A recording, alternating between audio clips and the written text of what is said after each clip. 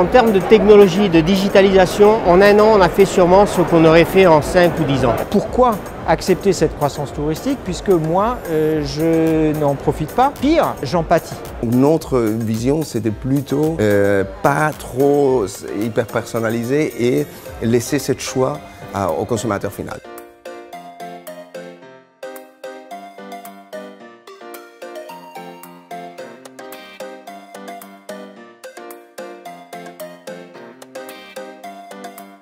Je dirais que la pandémie, en termes d'opportunités, nous a permis d'avancer en termes de technologie, de digitalisation. En un an, on a fait sûrement ce qu'on aurait fait en 5 ou 10 ans. Donc c'est vraiment un pas en avant très important qui va permettre d'avoir des meilleurs voyages dans le futur, clairement.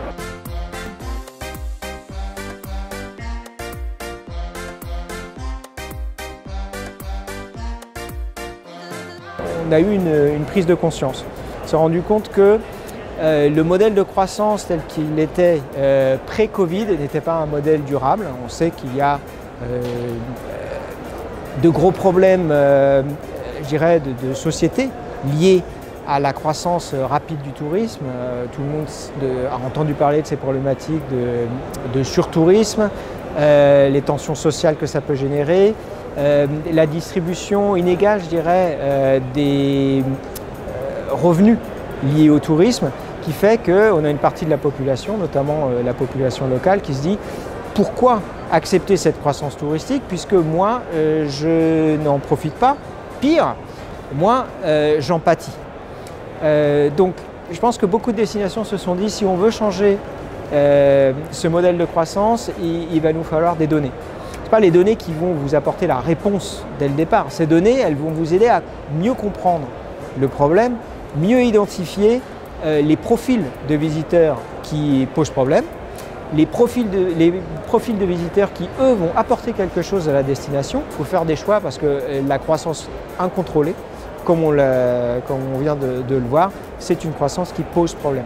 On est prudent dans cette dynamique vers essayer de hyper personnaliser le one-to-one marketing qui a été un peu toujours vendu comme l'utopie, le marketing parfait, mais en effet, déjà c'est très compliqué. Les voyageurs sont multifacettes. Un jour, il vient pour un séjour de vacances avec la famille, un autre c'est un week-end de luxe, un amoureux, et l'autre fois c'est un voyage d'aventure, plutôt roots. Donc tout ça fait que c'est très compliqué de toujours trouver les bonnes recommandations, la bonne personnalisation. Et donc notre vision c'était plutôt pas trop aller vers trop hyper personnalisé et laisser ce choix au consommateur final.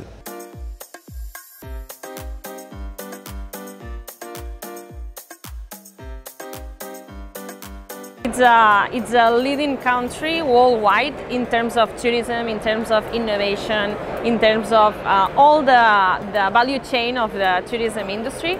But also it has a special meaning for Spain, for Andalusia and for Seville.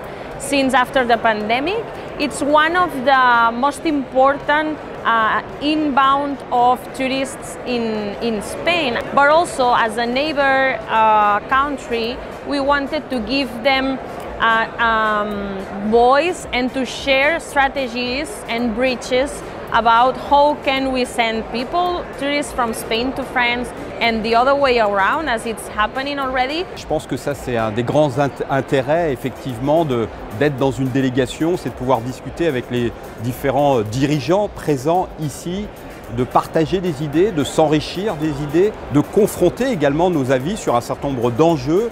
Et chaque déjeuner pour moi ou chaque dîner est une vraie opportunité à la fois pour me re-questionner mais également pour trouver de nouvelles idées en vue de développer le tourisme notamment de notre territoire.